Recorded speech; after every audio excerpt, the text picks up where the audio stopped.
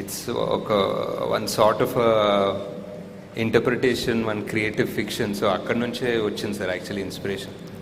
But మీరు కొన్ని వందల సంవత్సరాల తర్వాత కాశీ నగరం కావచ్చు, ప్రపంచం కావచ్చు, చాలా దారుణమైన పరిస్థితుల్లో ఉన్నట్టుగా సినిమా ఎత్తుకోవడమే అక్కడ ఎత్తుకున్నారు.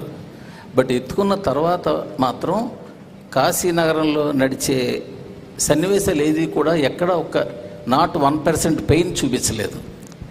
ఈవెన్ హీరో కానీ, బ్రహ్మానందం కానీ, ఆఖరికి పాన్ వేసుకునే ఓల్డ్ లేడీ కానీ, సో వాళ్ళంతా చాలా జోవియల్గా ఉంటారు. సో ఆ స్టార్టింగ్లో ఆ వెహికల్లో మాత్రమే పెయిన్ చూపించారు. సో కాశీలో ఎక్కడ పెయిన్ చూపించారు. అదొక చిన్న కామన్ మ్యాన్ డౌట్. రెండొక డౌట్ ఏంటంటే, అసలు శంబాల వాళ్ళ టార్గెట్ ఏంటి, లక్ష్యం ఏంటి, వాళ్ళ ఉద్యమం తాలూకా లక్ష్యం ఏంటి? రేపటి కోసం అన్నది ఓకే, అది కాయిన్ చేసిన వరుడు. అసలు ఏంటి వాళ్ళు అంటే కాంప్లెక్స్ని క్యాప్చర్ చేద్దామనా, లేకపోతే వరల్డ్ని మళ్ళీ ఓల్డ్కి వైభవాన్ని తీసుకురావాలనా? ఈ రెండు ఒక కామన్ మ్యాన్ డౌట్స్. అంటే రెండు డౌట్స్కి అంటే మూవీ డెఫినెట్లీ ఫస్ట్ పాయింట్ ఒక క్రియేటివ్ చాయిస్. ఇంకా ప్రభాస్ క్యారెక్టర్ ఆర్ బైర్వా క్యారెక్టర్ని ఒక రకమైన అంటే ఆయన్ని కూడా ఒక విషాదంలో చూపించకుండా ఒక చిన్న లైట్ హార్టెడ్ మేనర్గా పోర్ట్రే చేద్దామని. అండ్ అంటే ఎంత ఇప్పుడు లిటరలీ ఎంత విషాదం వార్ జోన్లో అన్నా they can still be some sort of life and humour అన్న థాట్ ప్రాసెస్లో సార్. సో అలా వెళ్ళాము. మేబీ ఇంకా చూపించుండొచ్చేమో, but we don't want cinema మరీ డార్క్గా కూడా చూపించే ఉద్దేశం లేకుండే.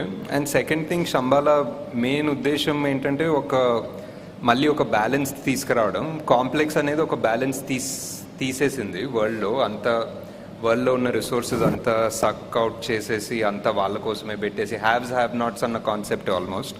సో అంతా వాళ్ళ దగ్గరే దాచుకున్నారు. జస్ట్ రీడిస్ట్రిబ్యూషన్ ఆఫ్ రిసోర్సెస్ అన్న లక్ష్యమే సార్ వాళ్ళు.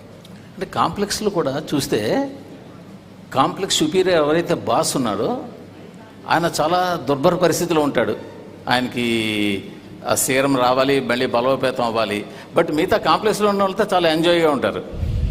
బట్ ఇంకా అతనికి ఏముంది దానివల్ల అన్న కొన్ని మోర్ క్లారిటీగా ఇంకా పార్ట్ 2లోనే తెలుస్తాయి సార్.